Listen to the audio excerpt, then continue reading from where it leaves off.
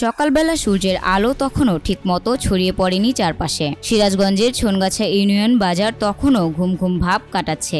এমন সময়ই দেখা মেলে এক অদ্ভুত দৃশ্যের। একজন সাধাসিধে মানুষ হাতে খাবারের ছোট্ট একটি পাত্র নিয়ে আস্তে আস্তে এগিয়ে আসছেন বাজারের এক কোণে। তিনি ফরহাদ চাচা, পাখিদের আপনজন, এলাকার সবার কাছে পরিচিত পাখি প্রেমিক হিসেবে। ফজরের নামাজ শেষ করেই ফরহাদ চাচা চলে আসেন বেওয়ারিশ ক্ষুধার্ত পাখিদের খাওয়াতে। পাখিগুলো যেন তার অপেক্ষায় থাকে। তার ডাকে মুহূর্তেই জড়ো হয়ে যায় চড়ুই, কবুতর, শালিক, আরো অনেক নাম না জানা পাখি।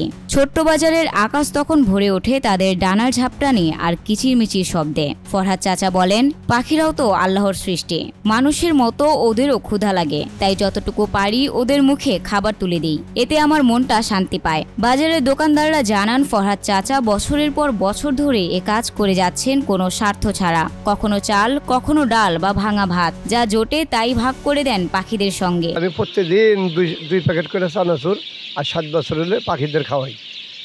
আল্লাহ তাআলার রহমতে আমার খুব ভালো লাগে এবং আমার মনের থেকেই এই পাখিদের খাওয়াই।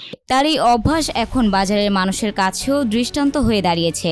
একজন স্থানীয় বলেন, আমরা অনেক সময় পাখিদের বিরক্ত করি, ওদের আশ্রয় কেড়ে নিই, কিন্তু ফরহাদ চাচা আমাদের শিখিয়ে দিচ্ছেন সামান্য ভালোবাসা দিয়েই পৃথিবীকে সুন্দর করা যায়। পাখিদের প্রতি ফরহাদ চাচার এই মমতা আসলে মানুষের প্রতি ভালোবাসারই প্রতিফলন। ক্ষুধার্ত বেওয়ারিশ পাখিদের খাওয়ানো যেন হয়ে উঠেছে তার জীবনের আনন্দ ও আত্মতৃপ্তির উৎস।